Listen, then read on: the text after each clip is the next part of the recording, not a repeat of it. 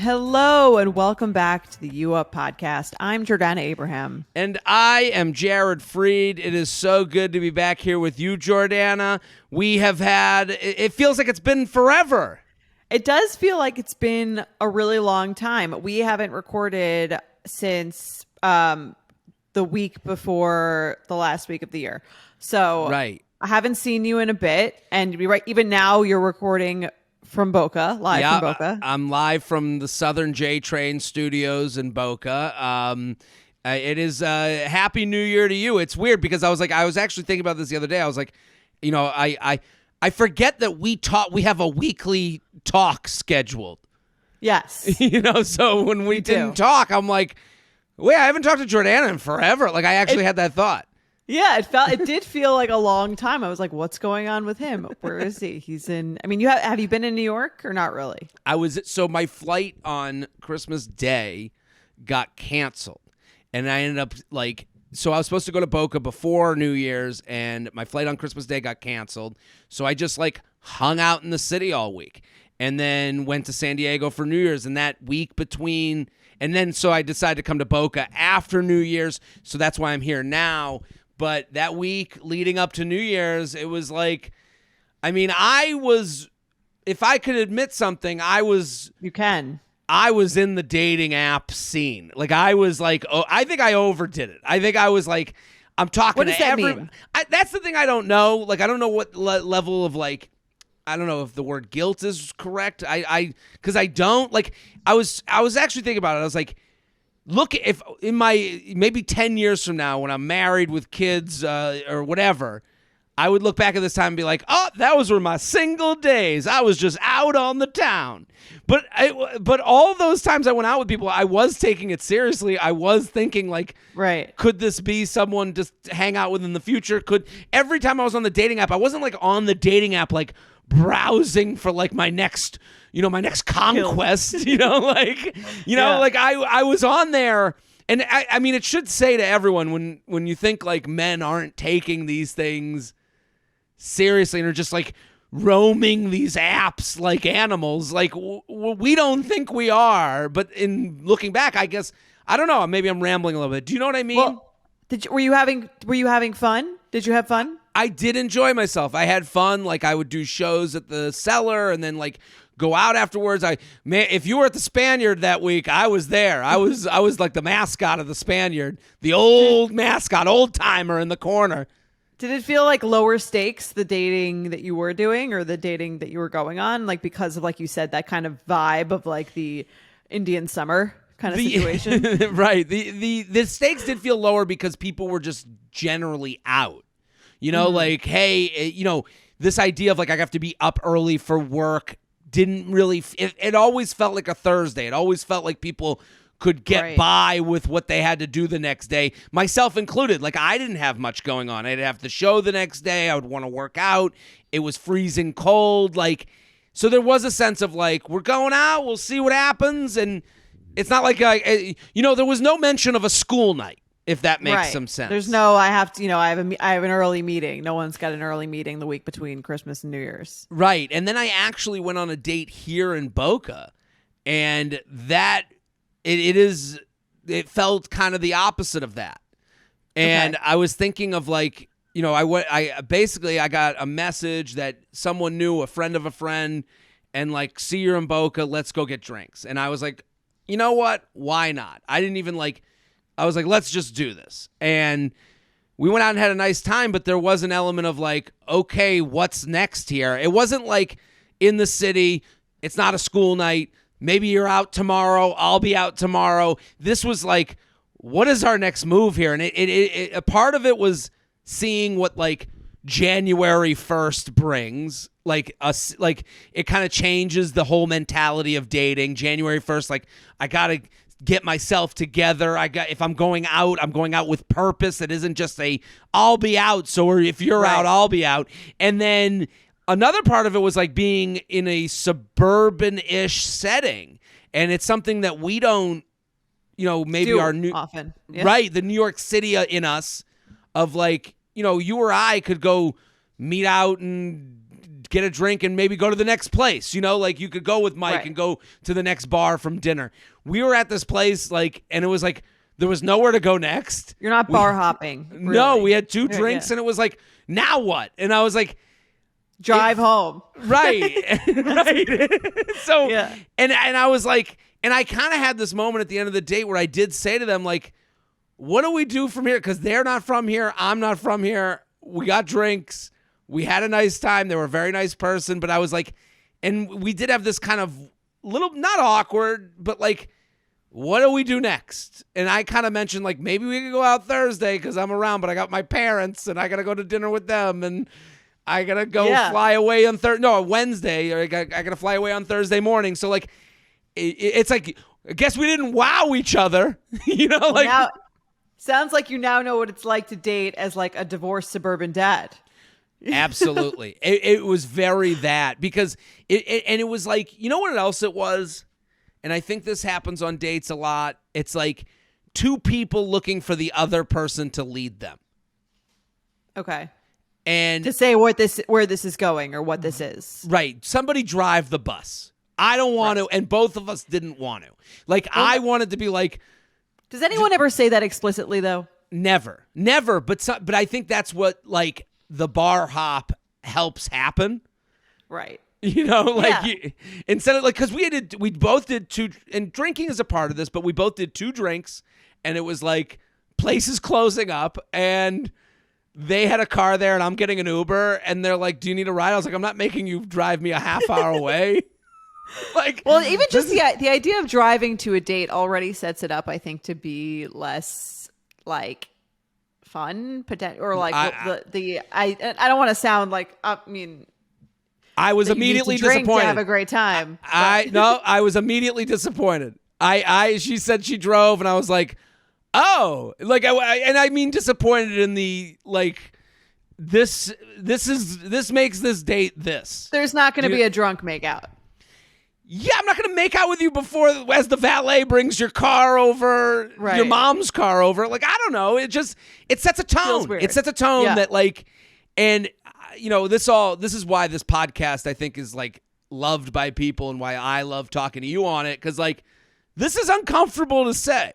Like it is like, like it's uncomfortable to be like I could never oh, I'm driving, cancel it. I don't even want to go. Right. You know, like, Well, it's also like, where do we, and this is something I think when you're younger, it's easier just to avoid those conversations. But the older you're getting, the older you are, and the more you're dating intentionally, like you said, the more it's like, all right, well, we're on this date. I'm in Boca, and you're here on like what? And then what? we had that. That's the exact conversation that happened, and brought up. I think it was showing a little bit of how I've matured, or that I am intentional. Because they were like, "Well, if you're not looking for something serious like that, I'd just like to know that." And I'm like, "I am," but you know. But then it's like, But I guess I don't know. You know, from this hour and a half together, I'm not like.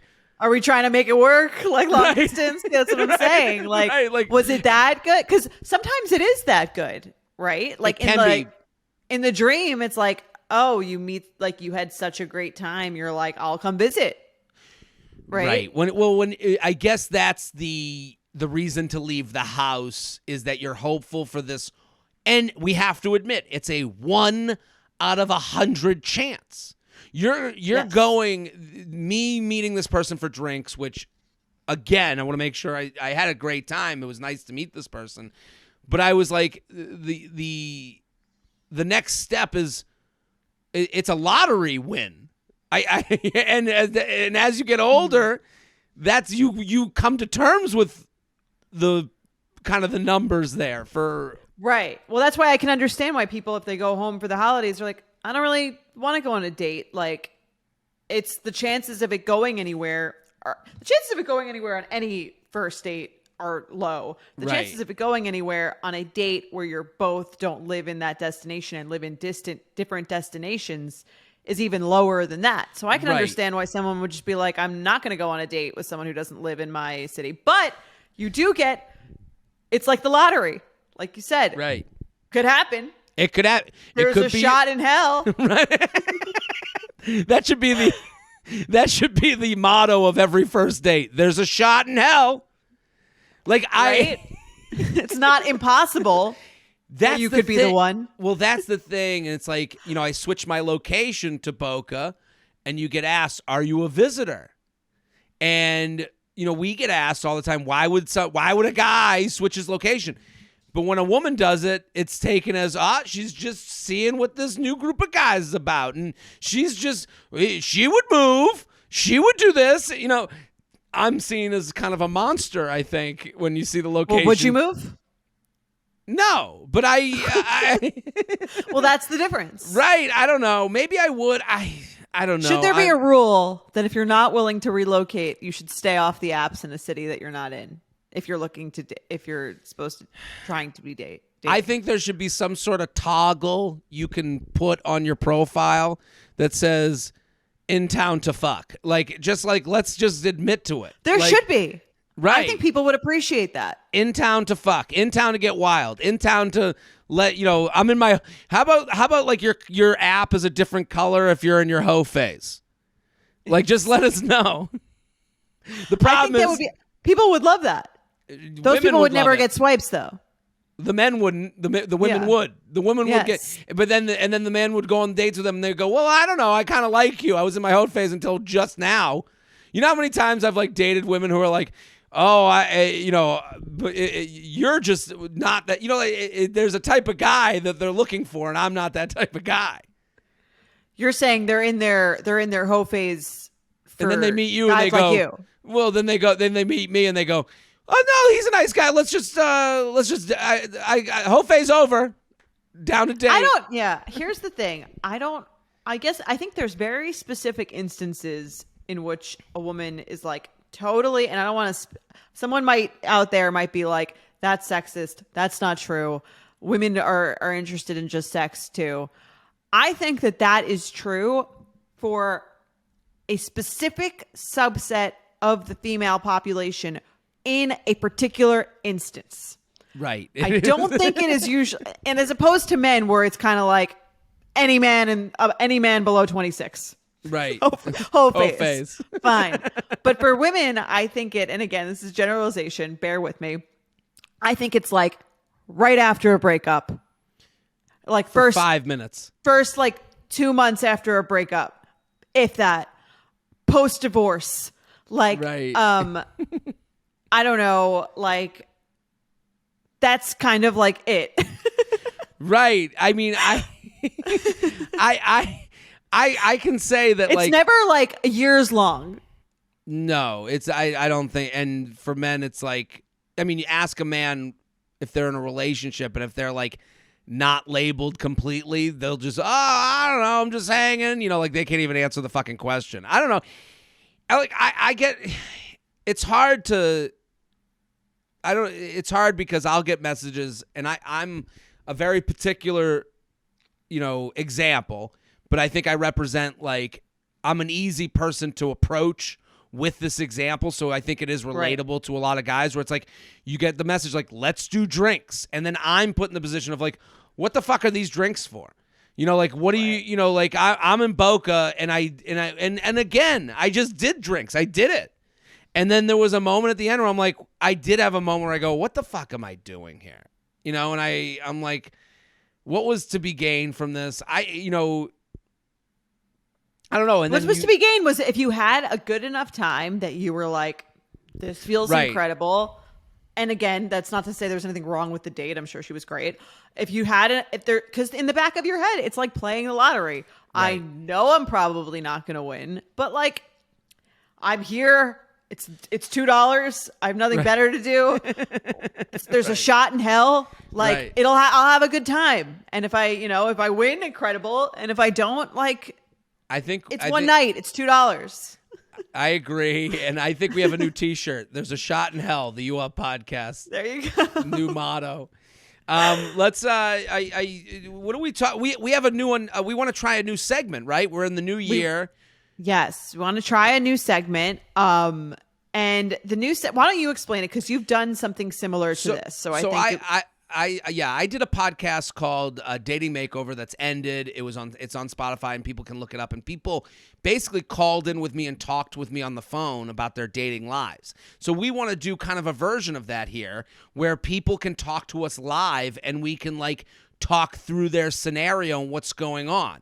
Now, what would someone call in about hypothetically? Maybe they got a situationship. Maybe they've been texting with someone. We want to hear your voice. The noticeable part about the call in is like we can hear the inclinations. We can ask you questions on the spot. Questions, yes. Right. So if you would like to talk with us live on the show, live to tape. So you were going to email the show, uup@betches.com, title it Call In. And if you want to call in, you have to be able to call in when we tape. So we tape generally Wednesdays around noon Eastern time. So if you can get away from your office or desk to talk with us about your dating life, which, for a lot of people working from home, that is a possibility. I don't think that, take a little lunch break. Yeah, a little lunch break with J&J. So put in a doctor's note. Right. I had to go see my podcast friends this is a consult. This is a consult. You're right. This is a consult. Yeah. So all you have to do is email uup@betches.com. We're gonna screen you to make sure that you're a coherent person. Not a lunatic. Yeah, not a lunatic. And so and then let us know what you're talking about, what you want to talk to us about. Maybe you have screenshots. Maybe there's something you want to go over. Because some people, they go, they think it's going to be different if they talk to us. So maybe it will be. We'll talk to you and we're going to tape a segment. Exactly. Send over the raw materials. You got a text that's exactly.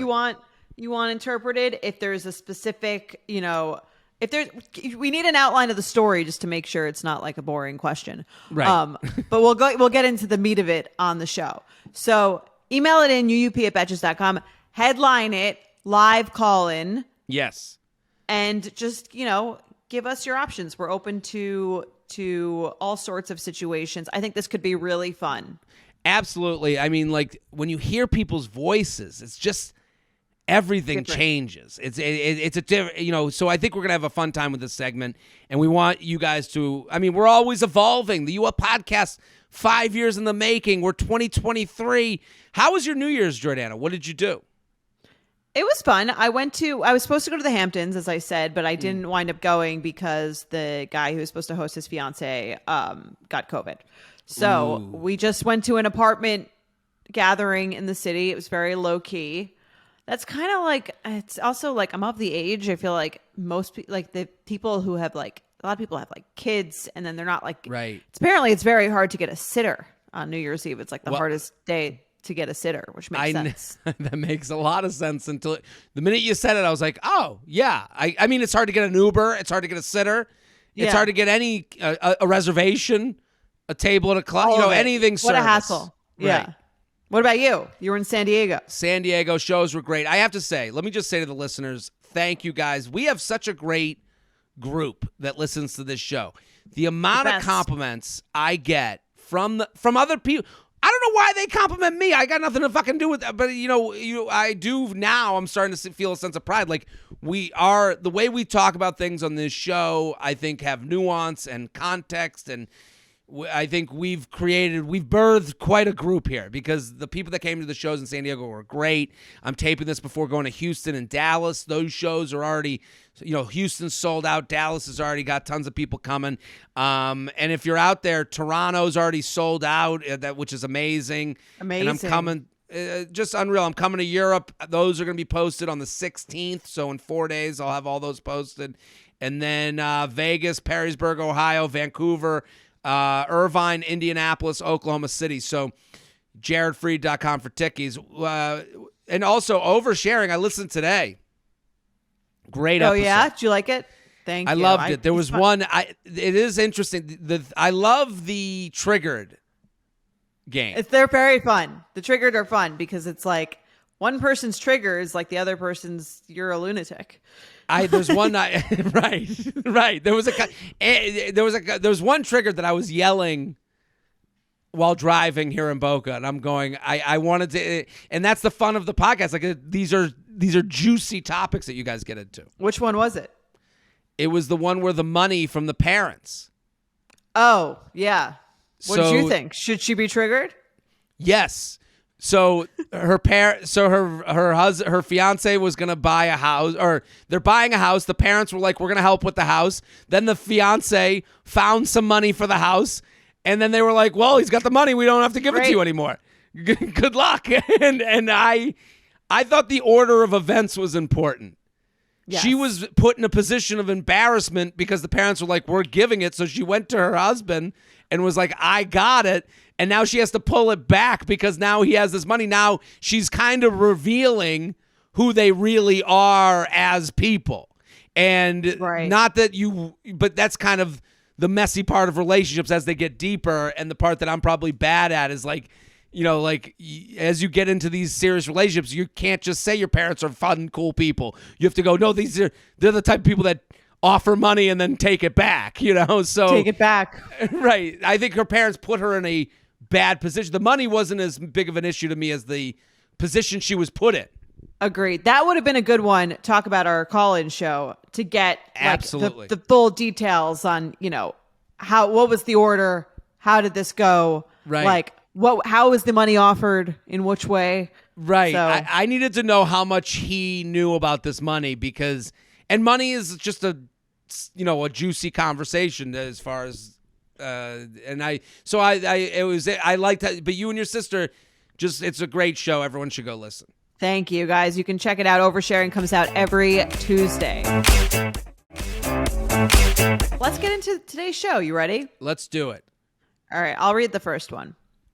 Should I let my best friend out of the friend zone? Let him out! I feel like we've gotten some iteration of this type of email a lot before. Sure. It sounds like their friend is caged. Yes. Right. Unlock the door. Let the friend out. Right. Exactly. Hey, Jared and Jordana, longtime listener, first-time writer. I have an amazing guy best friend. We met when we briefly went to the same high school for about 2 years and have been close ever since. We are 29 now. We have never been romantically involved. We have always had significant others when the other was single or have been living in different states, and because of this, I inadvertently pushed him deep into the friend zone. Recently, we both live in the same state again and are both very single. During this time, we've been casually flirting, going on dates, and spending more time together. He has made it very clear that he wants to pursue things with me and is just waiting for me to give him the green light. I've been keeping him at arm's length for one reason and one reason only. I can't imagine having sex with him. While I'm definitely attracted to him, I just can't envision asking my best friend to choke me, pull my hair, or come on my face. Laughing emoji. No, I know I'm starting to understand why she didn't go to mom with this issue. Yeah. I didn't really see it going there originally, but here we are. Right. I know he's had less partners than me and they have been more short term and he's less experienced in bed. We've spent so many years being such close friends. We tell each other everything and there are no secrets between us. I trust him implicitly and can see a forever relationship with him. But I'm scared of not being able to ask him for what I want in bed because he's been just a friend for so long. Can you help me determine if this risk is worth the reward? Do I pursue this and risk mediocre sex, which would inevitably end the relationship and our friendship? Do I need to just suck it up and tell him that I want what I want in the bedroom and hope he can keep up?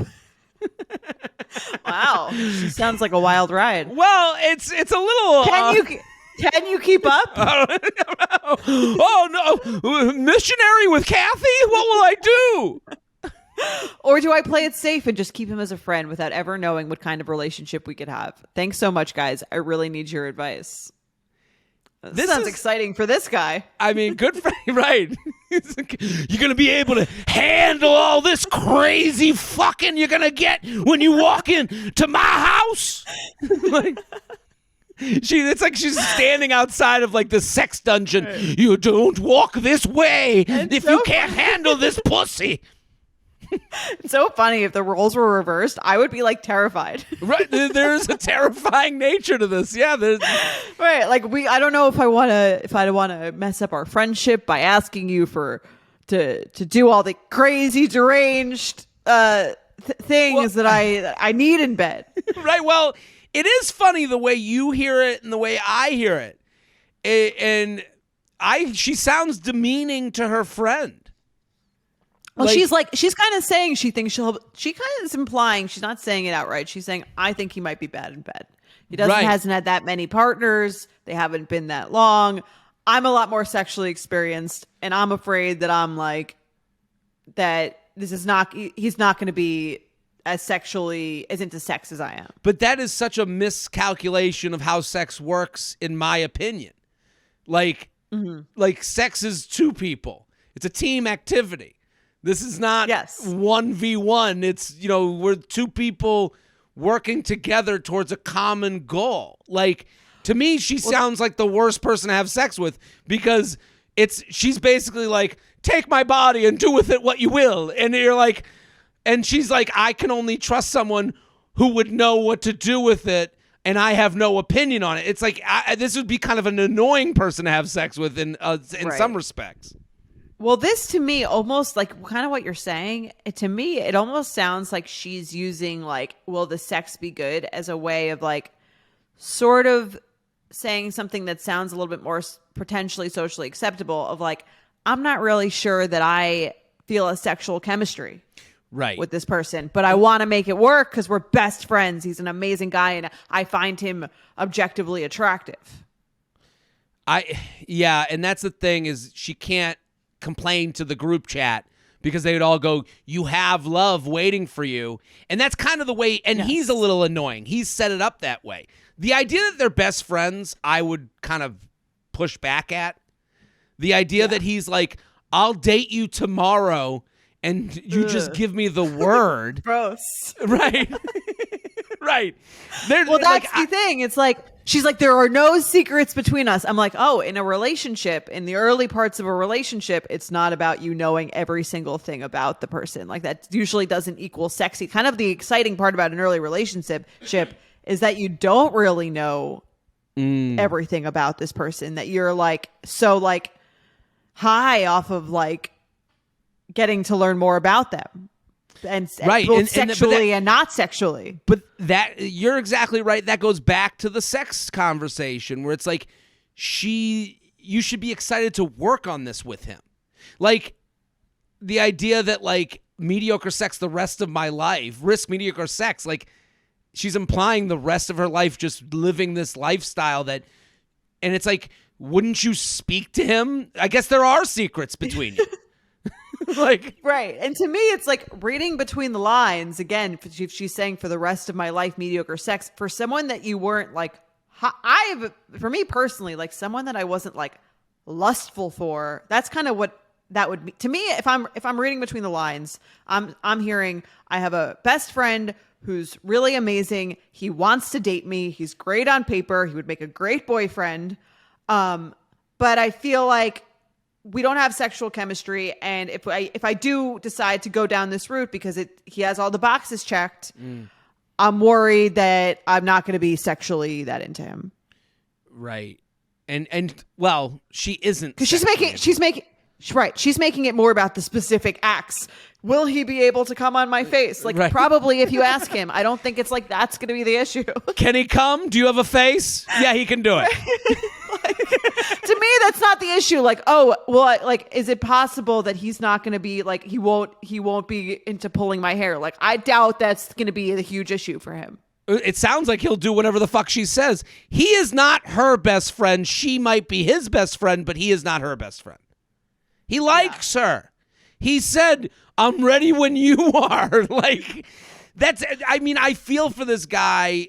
To me, she's kind of using him. He's kind of using her. I think they're using one another. Like, he kind of gets to be around someone he's attracted to. The will they, won't they, he's still playing out in his mind. She gets attention from a guy.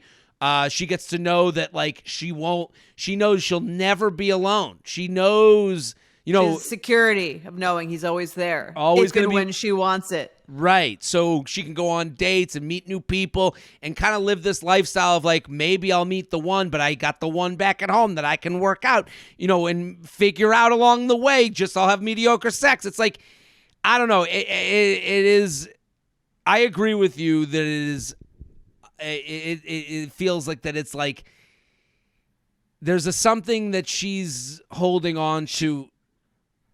Yeah. Go ahead. I'm sorry. I'm saying she wants to be attracted to him Yes. sexually. She wants to. Right. It's just not going to happen. I tried playing this out, and here's what I kept thinking of. Like, I do think there's a world where this can happen, but it's funny that, like, I read this. I have an amazing best friend. I've been keeping him at arm's length for one reason only. I can't imagine having sex with him. There are some women that, like, get into these relationships and then they tell this like it's a fun story for the guy to hear. Like, if you're going to go through with this, you need to work with him, and it's not, can he amount to you? Like, the idea, because I kept thinking of this, like, I've been in, like, those situations where someone's like, at first I wasn't into it, and then I started noodling on it, and you know what? He's pretty cool to me. And it's like, he wants to be wanted as well. So, like, understand that this is not really setting up for a fun story from his end. Yeah. I mean, all of this being said, though, too, I kind of think she should sleep with him because they're not friends, because they don't have a real friendship. They're not really friends. So I don't think there's that much to risk. It's like, Right. if you don't have sex with him and you know that this guy who's your friend is down to, like, be your boyfriend, I mean, that's not your friend. It's not a friendship if one person wants to have sex with the other person. Doesn't mean both people. It doesn't take two people to make that not a friendship. Yeah, right, you're right. Just one person wants to have sex with the other person. That makes it not a friendship. So I don't Right. really think that you're risking anything. You could have sex if you're curious and you always kind of wonder. I think she could, and then deal with whatever the fallout is, because if you have sex or you don't have sex, it's still not a real friendship. You act like a different person when you want to have sex with someone. 100%. 100%. You act like a different Especially in the beginning. When you haven't had sex with someone and you Yes. want to have sex with them, Yes. you are a different person than post having sex with them person, also post relationship person. You couldn't be more right. So this isn't a friendship. I think also she needs to, if she does have sex with him, own the role of more experienced sexual partner. Like, if you are so close and there are no secrets, hey, wouldn't you two have the best connection ever to be able to have honest conversations? Yeah.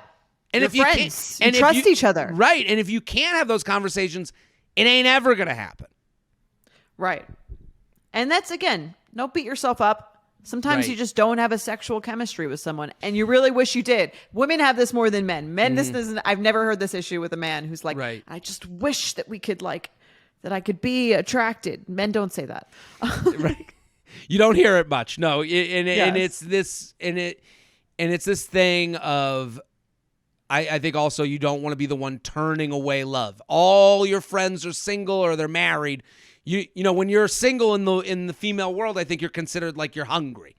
And Right. you want to complain. Everyone loves complaining. You want to be the person that's like, oh, dating's so tough.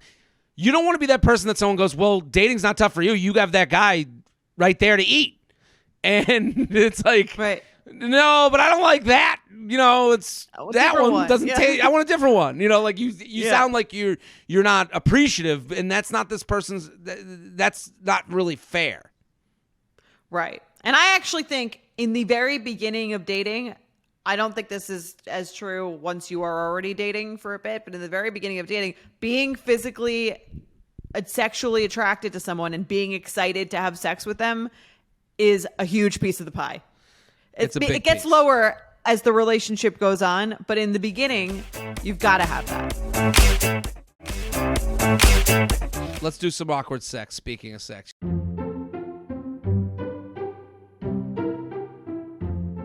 you ready? Let's do it. UUP at Betches.com. UUP at Betches.com. Keep sending these in. I like this one. You ready? Yes. I've been listening to you both since the very beginning of the pod. You've helped me make light of so many dating disappointments. I am now thrilled to be getting married in March. Ooh. Congratulations. We did it. We did it. did High it. five. We did it. It's all us. Added to our success rate. This story is from a few years back. My hot water tank stored in the corner of my closet was leaking in the apartment below me.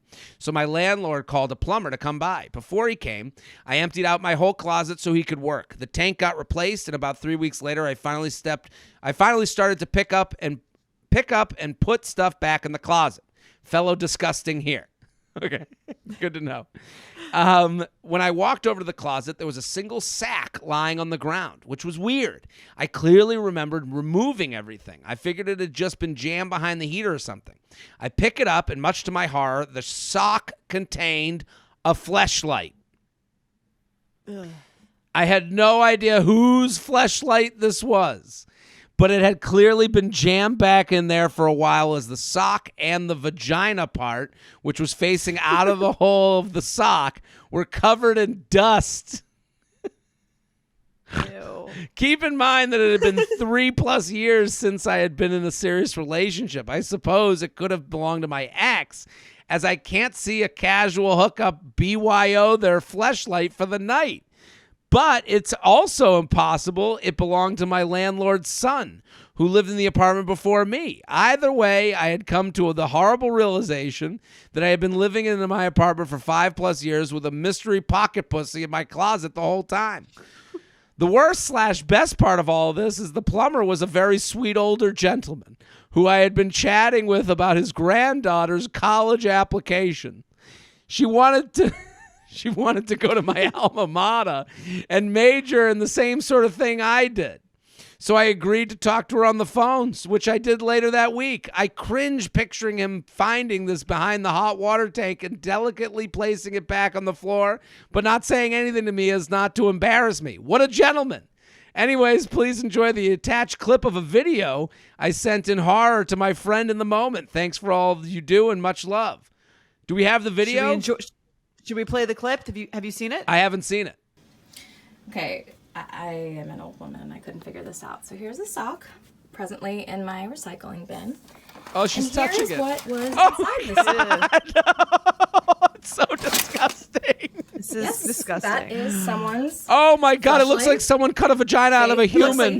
Looks like that a was hamburger. Just in my closet It does look very for hamburgerish. God knows how many years. The sock is so dirty. The woman who lived here before me. It's also huge. It's a and huge another sock. woman lived here before that. Maybe a man, one of their boyfriends. I don't know, but there was a fucking vagina sitting in my closet Why does the entire time I've lived here. I've lived here for like 5 years. We'll have to put this on the Instagram at u.up.podcast. I mean, on Instagram. Trigger warning, it is jarring. And it's not that it's like the vagina, the look of the vagina that's jarring. It's just that it's detached from a body. It's just... It looks like it's from like a crime scene. Truly. The sock Right? is so dirty, too. Like, couldn't they have gotten... Huge. It's a huge fucking sock. It's crazy. I don't know that I would immediately know what that was. I would know. Would you? You would. Okay. I mean, I would You know. have one. I've let me go get the one out of my Boca. My Boca one is right behind me. I've never had a fleshlight. I think I was sent something of the nature by maybe someone that was like sponsoring once. It And for never those- really was my bag. Yeah. For those at home, a fleshlight is basically just something that you have sex with as a man. Right. I mean, the comparable is a vibrator. Dildo. Let's not get like Mike Cannon, the comedian, has a great joke about a fleshlight and how judgmental people, like women, seem to get of the fleshlight of men. When you got Mike Cannon's very funny, but he talks about like it's so funny the difference of like if I find a vibrator, I'm like ugh. You'd be like I'm like anti-feminist, you know, like Yeah. I think it's because it's so flesh colored too. I don't know. It Right. just seems disgusting. I don't know what it is that's so disturbing about it. I don't know what I'm allowed to say because it is jarring, but it is very much looking like a vagina. Do a lot of men have these? No, or they're not talking about it. I don't think so. Well, it's also like, is it a new? It must be not a new thing because this is 5 years ago. The that she's fleshlight's been lived here. around a good. Now it's weird. Time is weird to me now. The pandemic, I think, like I think of Someone needed that fleshlight to get through the pandemic. right. That was someone's girlfriend. Ew. I love this. The part that I didn't expect to love so much is the plumber, the old gentleman plumber.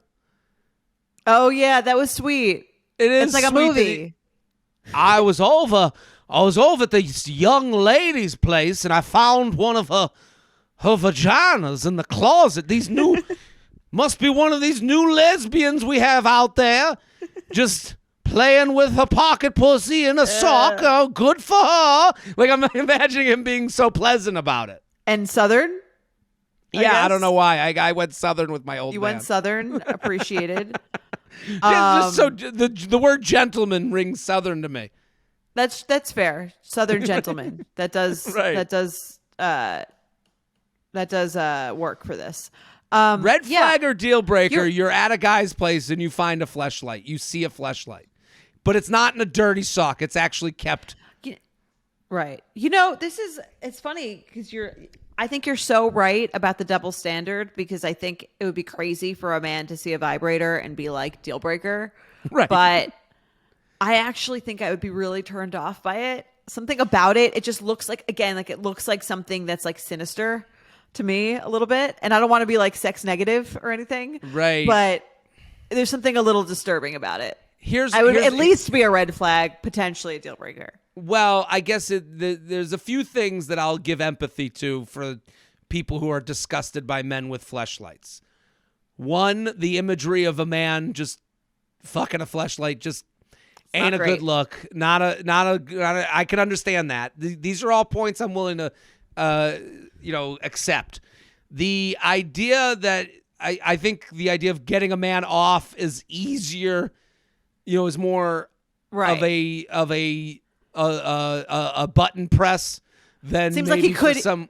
he could do it in a simpler way. Yeah, he doesn't. Getting off for a man maybe isn't a process. We don't have to light a candle. You don't hear about a man being like, I have to just get to the right place mentally. We're like if I needed to, I could pop one off in an alley while some cat is crawling across my neck.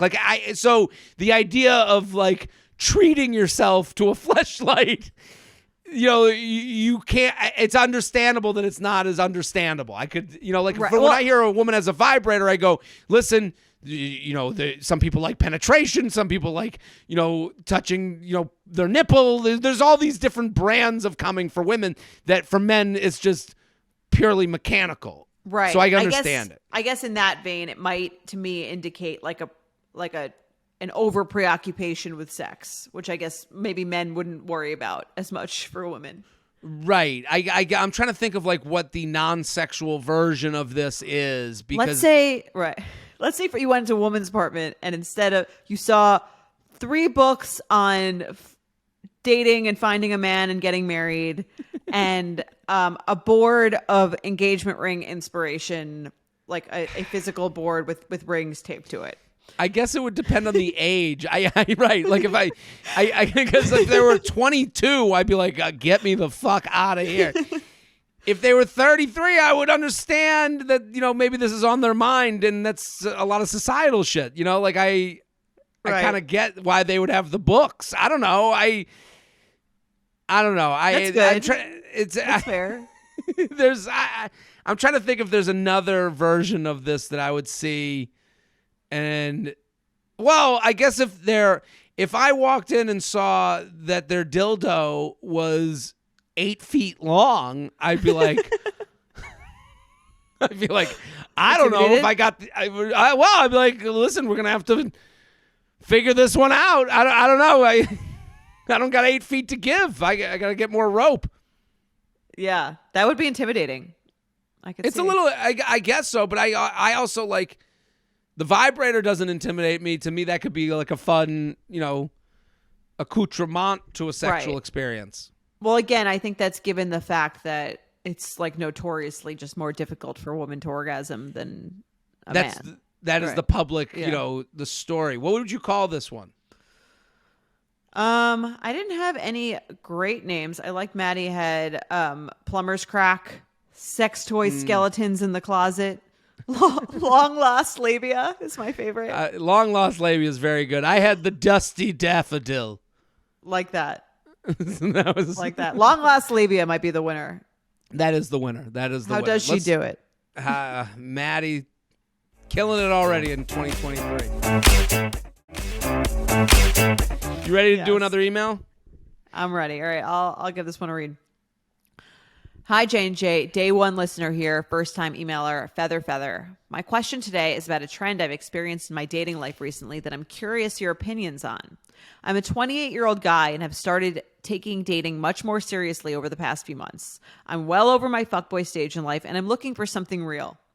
Since I have been going out again, though, I have been running into a new issue that is starting to become a common occurrence for me. After nearly all of the first dates I've gone on, I've received a text the next day saying something along the lines of, "You're so sweet, great, nice, etc., but I don't feel a romantic connection." My girlfriends have told me I have a golden retriever personality, and since I'm so nice and approachable, I give off very strong friend vibes. And while I acknowledge there is some truth behind that, it is definitely not the full me. I've never had this issue with women in the past when I was dating casually in my earlier 20s, but now that I'm actually trying to take dating seriously, it is happening left and right. For some context, the women I've been going out with are all within a year or two of my age range and also looking for something long-term, according to Hinge. Okay. I've also been putting a lot more effort into the dates themselves. For example, planning out more thoughtful ideas, fancier bars, activities, trendy restaurants, and trying to engage in deeper conversations as well. While I feel like these are all the right things to do in theory, it also seems like maybe they are having an adverse effect on my success. I'm not really sure how to exude sexual or romantic interest on a first date while still showing that I'm taking it seriously and being respectful. I obviously don't want to give off the impression that I'm just there to fuck. But clearly I need to be doing more than whatever I'm currently doing. I've tried a hand on the knee or small of the back where there is a chance, but as Jared says, sometimes the dance just doesn't go that way. That's my line. Is that your line? No, I don't know. I don't know. I was like, I don't know if I've heard that one before. Maybe it's like a J Train line. No, I haven't. It was new to me, so but I'll take it. I don't even fully understand what that means, but okay. I don't even. No, I know what he's saying. He's just saying sometimes you things just don't work out in the way that you. I guess I don't know. Yeah. A lot of the dates I've been on are across the table, for example, which makes physical touch a lot harder. What is your advice for how to establish romantic chemistry on a first date? Is romantic the same as sexual? How can I showcase that I'm not just a nice guy, but also a romantic one? Lastly, is it possible to recover from the no romantic connection text? Or is the door closed for good once you are placed in the unfuckable bucket? Thanks for everything you guys do and appreciate all of your help over the years. Much love. Jordana, what do you think? It's funny. This guy thinks his issue is that he needs to be more romantic. I don't think that's his issue at all. I think his issue is that he's almost trying too hard to be romantic. I couldn't agree more. When he wrote about the fancier plans and the fancier bars and the dates, I know exactly what he's doing. Yeah. And I think, it comes down to like people, especially that first couple dates, you just want it to like be a casual, like, I think like this happens a lot. You don't want to feel like you've racked up a tab with someone. Right. Almost like you're like owing someone something. Right. And when someone is coming in hard and fast with, okay, so, and this could be male, female. I don't think this is really gendered. Like, I think it's like, and this weekend we're going to go to this activity and I got the friends coming and you go, oh, I've racked up a tab with this person. This person is farther ahead than I could ever get to be. And I think that's what he immediately, without ever meeting, they've built me up into a point where I don't think I could ever get there because, and it's not attractive to me because we're not like at the same level.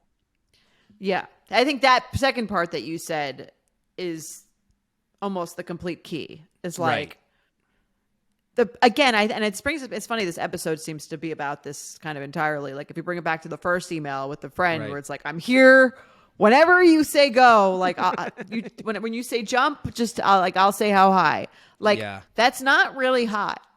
No. It's like a little bit of like we're getting to know each other, but we're like casually getting to know each other. It feels much more high stakes when I think he needs to be almost less romantic immediately. And I don't want to say like that he's, he shouldn't be doing certain things, but it's almost like No, don't.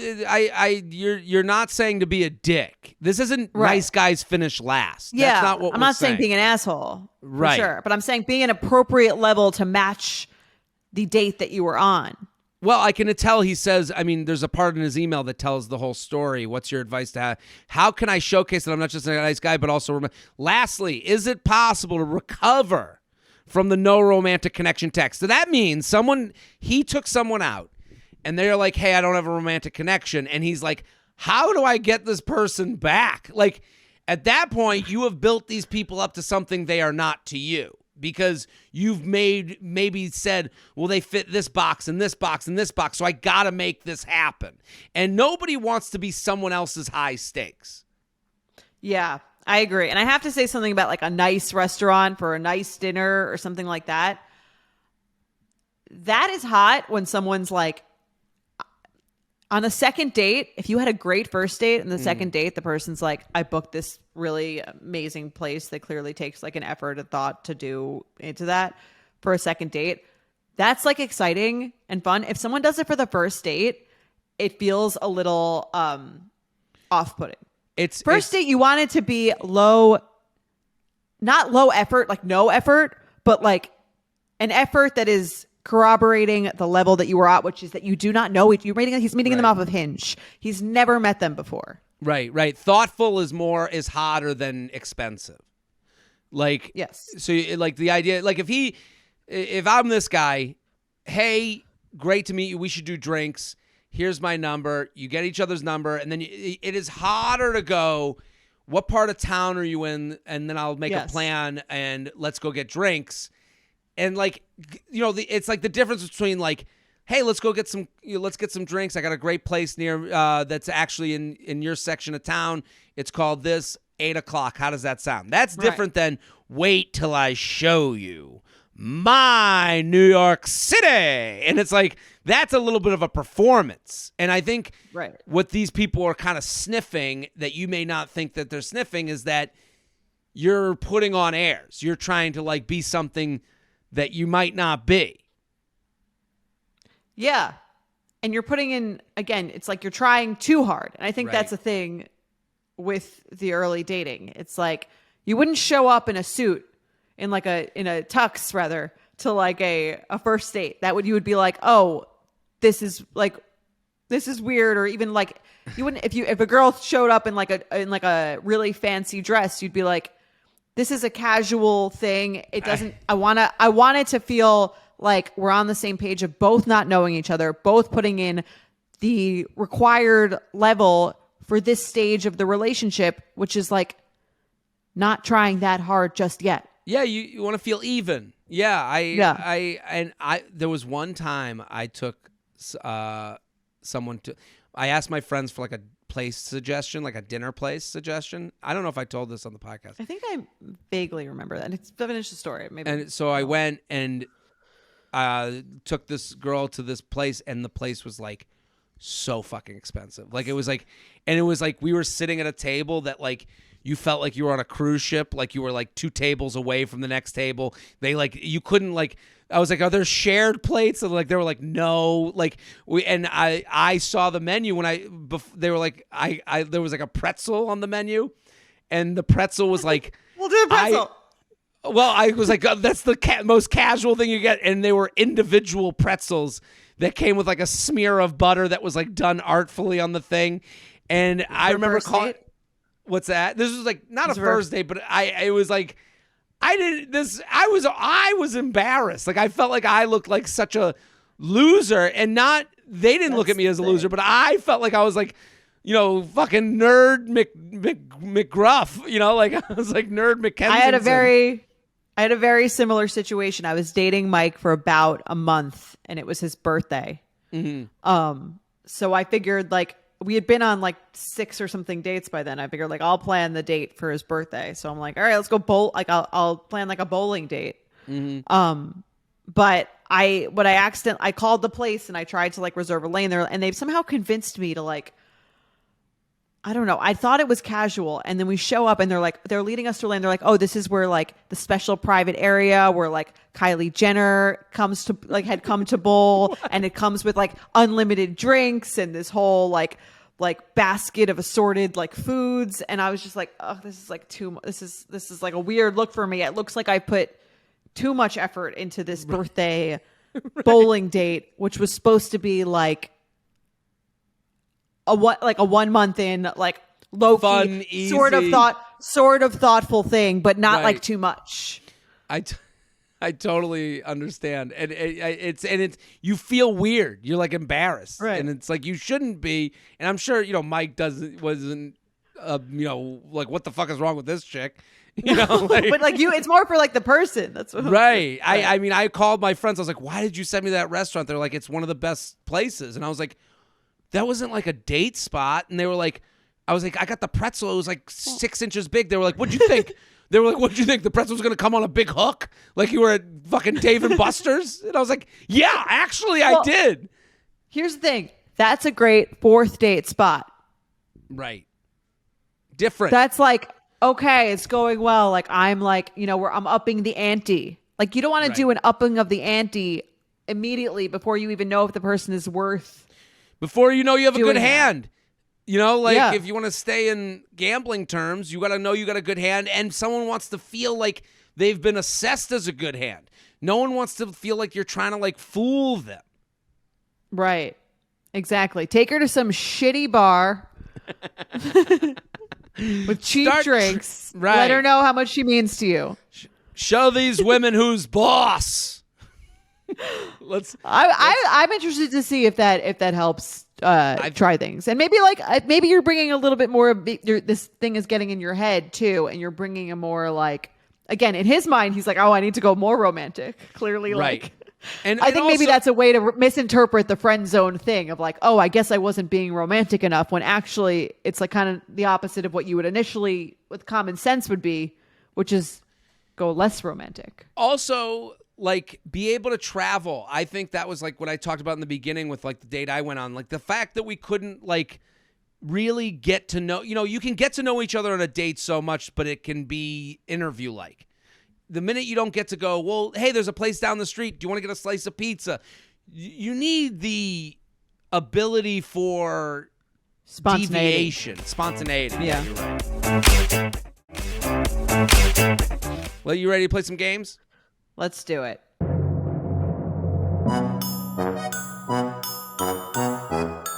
Let's All do right. it. Red flag deal breaker. Hey, J&J. I became a devoted listener during COVID, have been to 2 NYC live shows, first time writing in. Thank you. I have a red flag or deal breaker for you. I'm a 34-year-old woman, and a few months ago, I went on several dates with a 42-year-old man. He was attractive. We had a great time on a few dates. He still hadn't kissed me after 4 dates, which I thought was a little weird, but that's not the red flag or deal breaker. He was particular about his hair and had it gelled back into a swoop and kept touching it to make sure it was in place on the dates. On the 4th date, I made a joke about whether it took him a long time to get ready because of his hair, and he said he takes 30-minute showers. I was like, 30 minutes? I said I take 5 to 10-minute showers, although that's only if I'm not washing my hair, and said that I don't wash my hair every time I shower. He said, oh, I wash my hair every time I shower, but I only shower twice a week. I almost fell out of my chair. Twice a week. When I asked for clarification, he doubled down, telling me that it's bad for you to shower more than twice a week. It's bad for your skin. It's bad for your immune system. We need to get exposed to germs, etc., etc. I couldn't get past it and kept asking more questions. What about after you work out? He's a runner. He even said, I bet your parents didn't give you a bath every day when you were a kid. I'm pretty sure they did, she writes. The real deal breaker for me was when he jokingly said, I bet I smell better than you do. Was that supposed to be flirty? He said it 2 more times after that. After the date, I did realize that I had smelled an odor from him on the 1st date and thought it was just cologne or his natural scent that I didn't find attractive. But now I think it was because he maybe hadn't showered that day. I tried to give him the benefit of the doubt, even agreed to a 5th date, but canceled it a few days later, citing no chemistry. But really, I just couldn't get past the idea of sleeping with someone who maybe hadn't showered that day. Or in 3 days. Surely showering regularly has to be the bare minimum. The bar is already so low. What do you guys think? Red flag or deal breaker? He only showers twice a week. Sincerely, since you've been gone. I like that sign off. That's a good sign off. I think this depends on I think the more annoying thing is that he's so intense about Right. it rather than the fact that he does it. Yeah, it's a little doth protest too much. To me, I think this has to do with him losing his hair, if I'm to really go down. He doesn't want to wash it because he's afraid it's going to. Maybe every time he Like it washes it, he sees out? hair in the drain, and he's like, it's just his manhood running away from him. Interesting. The fact that he gels it and swoops it, and then is very, like, all these other explanation of germs, they all just sound like someone who doesn't want to say what's really the problem. Right. That's an interesting idea. If that's true, then yeah, that's weird. Right. I think honestly, I think if someone showered every other day and they weren't working out on the days they didn't shower, I wouldn't be like that turned off by that. You don't really need to shower every day unless you're sweating a lot. Well, it's funny to me that this is something men deal with way more than women. Most men shower every day. Yeah. And a lot of women will be like, oh, no, I haven't washed my hair in 6 weeks. It's okay. Like, you hear that a lot. Washing your hair is different than showering. Well, not to me. Okay. So, like, when I hear I don't wash my hair, I don't even know what that means. I'm just left to think, like, it's just not getting washed? You're just washing your body. To me, Body that's shower. even weirder. Like, if I went in the shower and didn't wash my hair along with, like, sometimes I'll get out of the shower and I'll have some soap on me still. Okay. And I'll get back, I'll have dry, I'll like, how did I not get and I get back in and don't do my hair. And I'm like, I'll just do my hair again. Like, I don't even, I don't know. That's just me. But I'm saying I never understood this idea of like, that we're just all supposed to be on. I don't care, but I'm like, it's not. It's something I can explain why women don't wash their hair that much. Why is it's that? because for you to do your hair is very easy. You probably don't even really. I make it look easy, huh? But I'm saying if you're a woman and you need to do your hair, like you need to blow dry it. Right. That's like a whole process, which is kind of a pain in the ass. So you kind of only wash your hair for as long as your hair looks good without being washed before it looks like greasy. So I know the hair washing thing makes total sense to me. Back to this guy, I think if it was actually 2 days a week and he wasn't, that wouldn't be an issue. It's the fact that he's kind of so annoying about it, which would be the big turn off. I mean, he's definitely self-conscious about something. I'm not sure about his hair loss situation, but it feels like he has created, it feels like he had heard an old wives' tale about losing your hair from shampooing and then covered it up with more old wives' tales about germs. And here's the thing. If I was dating the same guy and and I was kind of like making fun of the hair I said something about like that. And then he's like, oh yeah, like I actually like have this like thing. I read this thing once about like how if you wash your hair, it makes your hair less likely to fall out. And like, I don't really know if it's true, but I kind of do it and I kind of hope for the best. I would be like, that's kind of cute. Yeah, show some vulnerability. Take the loss a little bit. Yeah. That would be like kind of adorable that even if I thought it was like kind of absurd, and if he acknowledged that it was like kind of weird, and said the truth about it, I'd be like, that's kind of cute. I don't really care that you showered twice a week's a little, maybe like 3 times I'd be a little more comfy with. What if he didn't wash his hair? So there was a point in my life where I was like, no shampoo, I'll just make it wet. Because I had heard that it like makes your hair look better. You hear a lot of hair things. Yeah. So I red flag or deal breaker, showers every day, but not his hair, once a week. He's like, no issue with that. No issue. I wash my hair. If I can get away with, I wash my hair as few times as I can get away with. Right. This is so I'm in on that. Right. I don't We spend less money as a household on shampoo, I guess. That's where we're cutting our costs. For me, I guess this I I don't really. I guess it's not a deal breaker for me. It's not even a red flag for me. It is. What if she explains it like that though? That's kind of annoying. No. No, if she explains it like that, if she's like, no, I don't like when anyone does the thing. I probably smell better than you. Like, it's like, okay. Right. Like you're a little too defensive on this one. Yeah, like, if she got very defensive and it's like, and here's what I don't like. I don't like when someone, what he did was make it about other things. No, Right. Get away from germs and don't make it about my parents bathing me. Like, like let's talk about you and your right. fucking. How did we get here? Yeah. Yeah. Let's do another. All right. You want to read it? Okay. Oh, I'll read it. Oh, you read the last one. I'll read it. Okay. Hey, Jordana and Jared, thank you for keeping me laughing out loud in my walk to work in the mornings when I crack up at you two. I fear I'm the most unhinged looking person on 8th Avenue, and that's saying something. I love to hear that. That's our Favorite goal. compliment. Red flag or deal breaker for you. I've been consistently seeing a man who goes by his middle name. Seems normal on the surface, but everyone else in his life refers to him by his first name or a nickname of his first name. His family, his colleagues, his friends, everyone. He used his middle name on Hinge because he says he just prefers it, but I'm the only person I know in his life who calls him that and even refers to himself by his first name to me when he tells me stories about conversations that happened between him and others. I've joked to him that I'm jealous that they've earned the right to use his first name. I've been treating this like a non-issue, but the few times I've brought it up to my friends, the reactions have made me wonder if it's a red flag. I'm not sure if he's intending for everyone he meets in his life from now on to use his middle name, or if this is just a me/other people he dates thing. And if it is just for dating, that's weird, right? Thanks in advance for all the hot takes. Call me by your names. Good sign-offs today. This is a bizarre one, and it screams cheater, but then she says she's meeting his friends and family. Like, using a new name on the dating app, that just screams I have a family in the suburb outside of the city. Right? Right. So you don't like mention him to someone and they're like, oh, that guy has a wife and kids. Right. But if she's meeting the friends and family, maybe that's different. My other thought was like, sometimes I feel like when guys go through a breakup and or anyone goes through a breakup and then they're like dating again, they're kind of like, I've always preferred to go by this name. Like maybe I'm going to like try it out in this new relationship.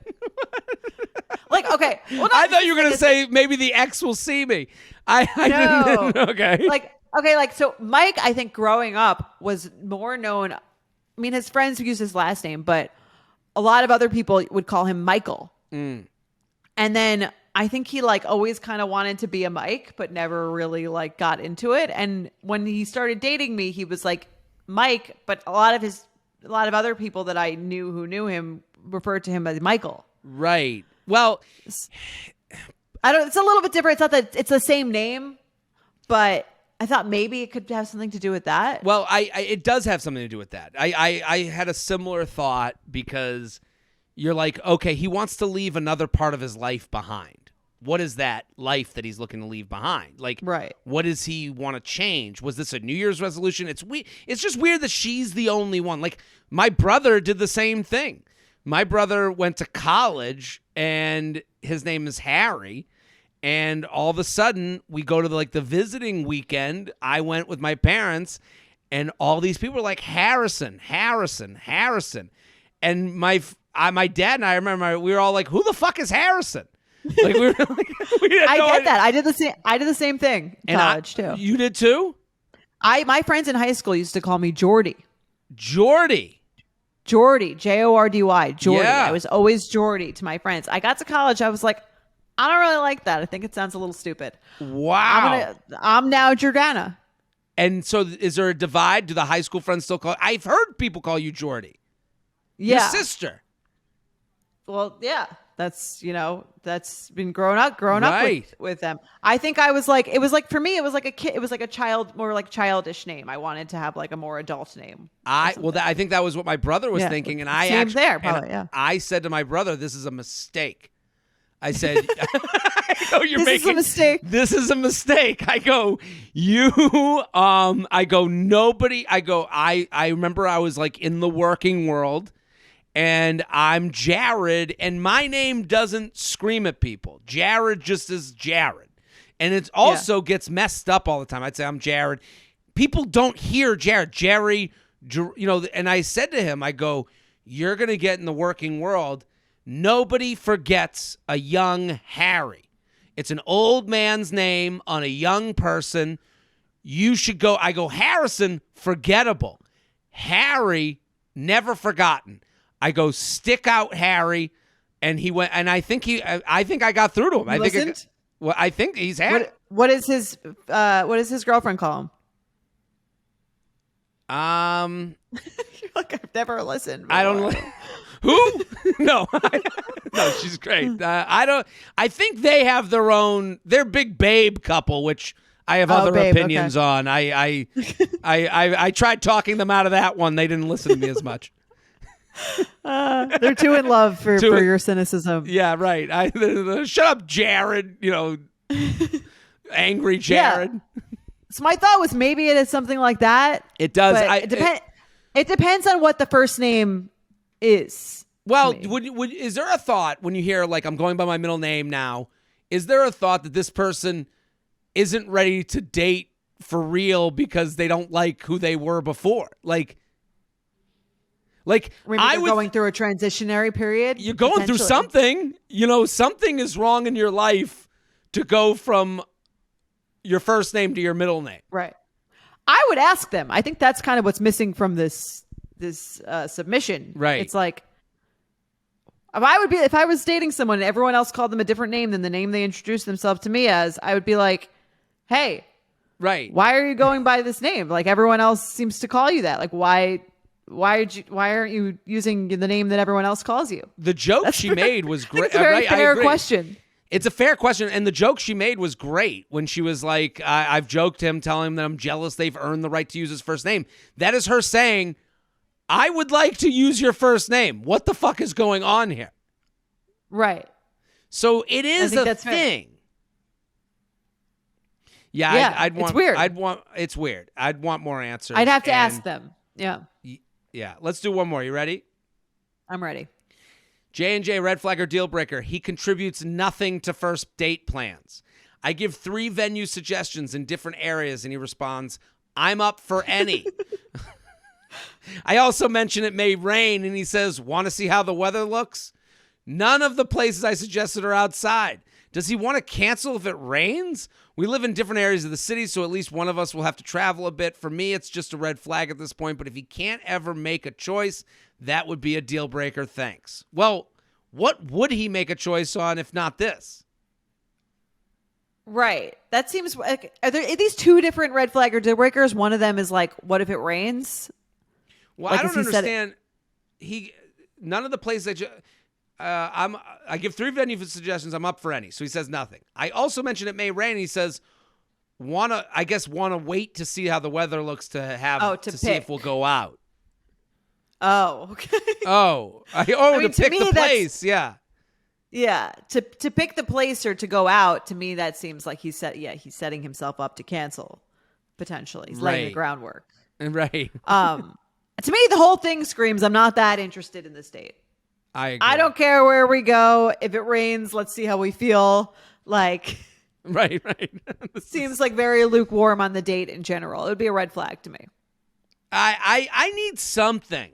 Just give me something. I hate, like, hey, what part, if you ask a question, you give no answer, like, it just gets to the point of, like, am I speaking to myself? Am I doing this all? Am I a single father? Like, am I the only one working in this relationship? I don't know.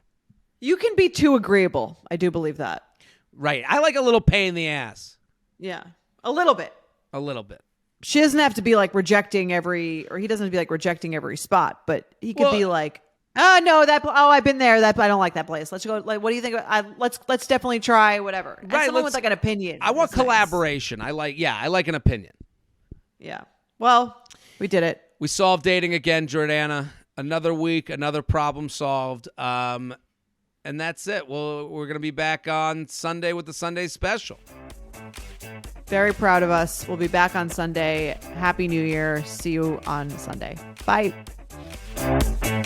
The U Up podcast is produced by Sean Kilby, Maddie Paul, and Jorge Morales Pico. Editing by Jorge Morales-Pico. Social media by Maddie Paul. Be sure to follow at u.up.podcast on Instagram and send us your emails to uup@betches.com.